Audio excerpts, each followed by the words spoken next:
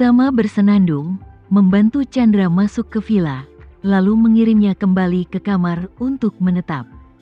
Setelah melakukan ini, Tama keluar dari kamar, tepat ketika telepon berdering.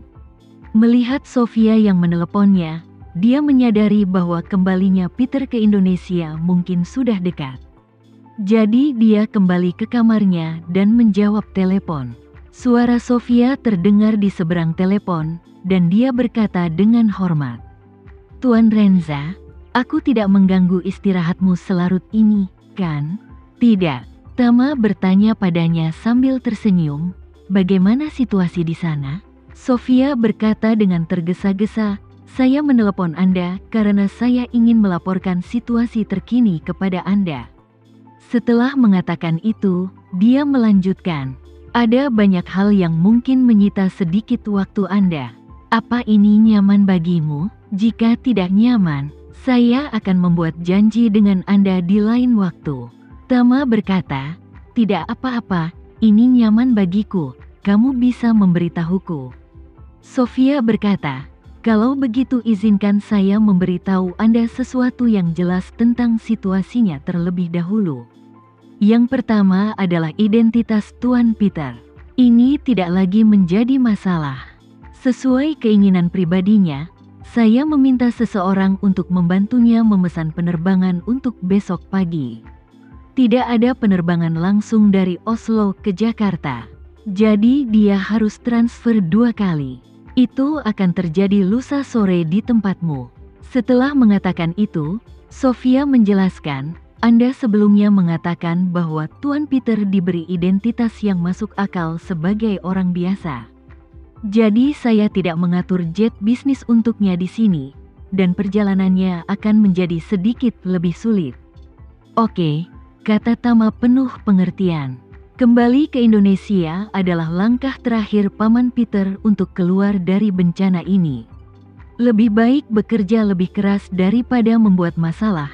Kamu dapat mengirimkanku nomor penerbangannya nanti dan aku akan menjemputnya di bandara." Sofia berkata, "Itu saja, Tuan Renza. Yang dimaksud Tuan Peter adalah mencoba untuk tidak mengizinkan saya memberitahu Anda informasi penerbangannya. Dia bilang Anda masih sangat berpengaruh di Jakarta. Jika Anda pergi menjemputnya, atau memberikan pengaruh padanya setelah dia tiba di Jakarta. Jika Anda merawatnya, banyak orang akan memberikan perhatian ekstra padanya. Jadi idenya adalah pergi ke Jakarta untuk menetap dengan tenang dulu. Dan setelah dia tenang, dia akan menemukan kesempatan untuk menghubungi Anda." Tama ragu-ragu sejenak dan kemudian mengangguk sedikit. Jakarta bukanlah tempat yang sangat besar. Meskipun kebanyakan orang di sini tidak mengetahui identitas mereka.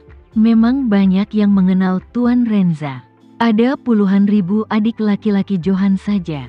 Begitu salah satu dari mereka bertemu dengan seseorang yang pergi ke bandara untuk menjemput orang asing yang tidak mereka kenal. Meski mereka tidak punya niat buruk, mereka pasti penasaran dengan orang itu. Memikirkannya seperti ini, akan lebih baik dia tidak terlibat untuk saat ini. Dan hubungi dia setelah dia tenang. Dia dapat memastikan bahwa dia memiliki ketenangan pikiran dengan diam-diam merawat dan melindunginya di Jakarta. Jadi, dia berkata kepada Sofia, sejak Paman Peter telah membuat keputusan. Biarkan pemikirannya menang mengenai masalah ini. Sofia berkata dengan singkat, "Baiklah Tuan Renza, selanjutnya saya akan menindaklanjutinya. Mari kita bicara tentang model AI. Simon secara pribadi telah mengirimkan 40,000 kartu grafis. Pusat data Microsoft di sini juga telah memulai pekerjaan serah terima. Mereka akan memigrasikan data secepat mungkin ke pusat data lain. Dan setelah itu, kita bisa menggunakannya secara normal." Setelah mengatakan itu, Sofia menambahkan, "Tapi ada episode kecil dalam masalah ini. Artinya, Nvidia baru saja merilis chip komputasi terbaru B102 hari lalu. Performa keseluruhannya jauh lebih baik daripada H100 yang kami pesan. Itu bisa dianggap yang teratas. Produk suatu zaman, jadi saya ngobrol dengan Simon dan memintanya memanfaatkan hubungannya sebelum B100 resmi diluncurkan. Dan pesan batch dari Nvidia, setidaknya untuk memastikan bahwa kami dapat memiliki 20,000 B100 dalam kuartal pertama peluncuran resmi. Tama bertanya, apa yang Simon katakan? Sofia berkata, tentu saja dia, seekor rubah tua, tidak mau. Kekuatan komputasi B100 merupakan peningkatan kualitatif dibandingkan H100. Banyak perusahaan AI dan pakar industri serta perusahaan telah lama memegang koin. Dia bilang dia sudah meminum begitu banyak H100 melalui hubungan khusus. Jadi soal B100 malu banget ngomongnya. Tama tersenyum ringan dan berkata, mengapa dia malu untuk berbicara?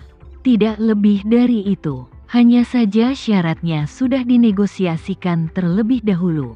Dan dia tidak ingin kita menaikkan harga untuk sementara waktu. Ya, Sofia berkata, Simon adalah pengusaha paling cerdik di dunia. Saat ini, mereka menghasilkan banyak uang dari saham Nvidia.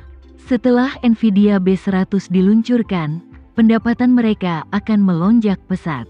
Mendapatkan 10,000 kartu grafis lebih banyak bukanlah masalah besar baginya.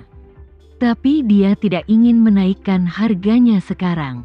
Tama berkata sambil tersenyum, masalah ini sebenarnya mudah ditangani. Kita tidak bisa begitu saja menaikkan kuotasi. Tapi juga meningkatkan nilai target kita secara tepat.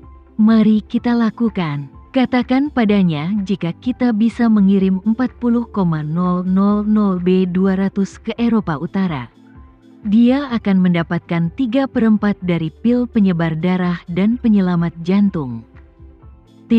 Sofia tersenyum dan berkata, saya yakin dia tidak akan menolak, dan dia pasti akan bersikap sangat positif. Tama menghela napas, sungguh memalukan bagi putranya, Jack. Orang ini baru saja tiba di Jakarta untuk mengunjungi dermaga. Saat dia kembali, dia akan menemukan bahwa ayahnya semakin kuat dan dia akan sangat membenciku. Sofia dengan cepat bertanya kepadanya, Tuan Renza, tapi jika Jack ini melompati tembok, apa itu akan membawa risiko bagi Anda? Tama tersenyum, jika dia benar-benar melompati tembok, dia pasti akan menemukan cara untuk membunuh ayahnya, bukan aku. Lagi pula, dia melompati tembok. Jika seekor anjing melompat dari gedung dengan tergesa-gesa, dia tidak akan mencari kematian sendirian. Sofia tersenyum manis dan berkata, kalau begitu aku lega. Setelah itu, Sofia menambahkan, ngomong-ngomong, Tuan Renza, periode peluncuran model AI telah berlalu. Demonstrasi terbaru dapat diluncurkan dalam waktu yang ditentukan. Dan masih ada ruang untuk percepatan lebih lanjut. Namun, rinciannya tidak dapat dijamin dan harus terus diverifikasi dalam operasi sebenarnya. Namun, Anda dapat yakin bahwa saya pasti akan mengawasi mereka dan membiarkan mereka melakukan yang terbaik untuk online secepat mungkin. Oke, Tama menghela nafas. Terima kasih atas kerja kerasmu, Sofia.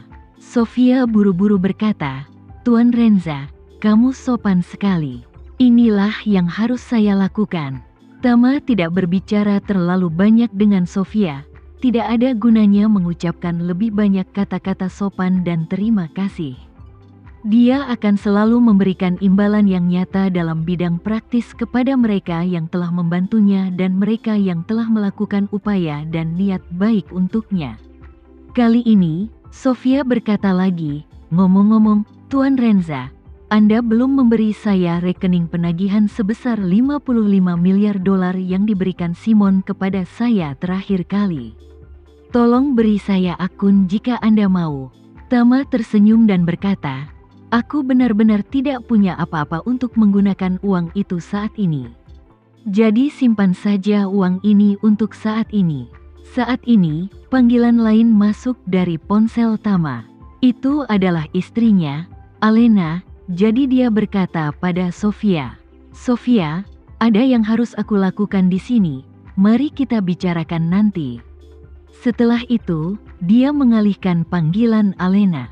Begitu panggilan telepon masuk, Alena berkata dengan semangat, "Suamiku, aku sudah selesai menyerahkannya ke sini. Nona Fei telah mengatur penerbangan untukku, dan aku akan berangkat sore hari." Tama mau tidak mau bertanya dengan heran, "Sayang, kapan kamu bisa sampai di Jakarta?" Alena berpikir sejenak dan berkata, "Sekarang sudah larut malam di Jakarta. Aku akan kembali mengemasi barang-barangku nanti. Setelah menyelesaikan semuanya, Nona Fei akan mengatur pesawat khusus untuk mengirimku pergi. Aku kira aku mungkin akan tiba besok siang." Tama berkata dengan gembira, "Bagus sekali, istriku. Aku akan menjemputmu di bandara besok."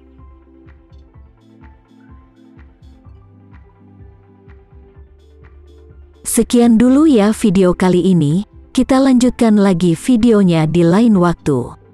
Oh iya, bagaimana menurut kalian? Semoga bisa sedikit menghibur kalian semua. Untuk teman-teman yang baru nonton, jangan lupa subscribe ya, hehehe. Dan kalau teman-teman ada yang ingin gabung langganan, bisa langsung gabung saja untuk dapat fitur yang menarik dan sedikit membantu Mimin. Terima kasih banyak sudah menonton, sampai jumpa lagi, bye bye bye.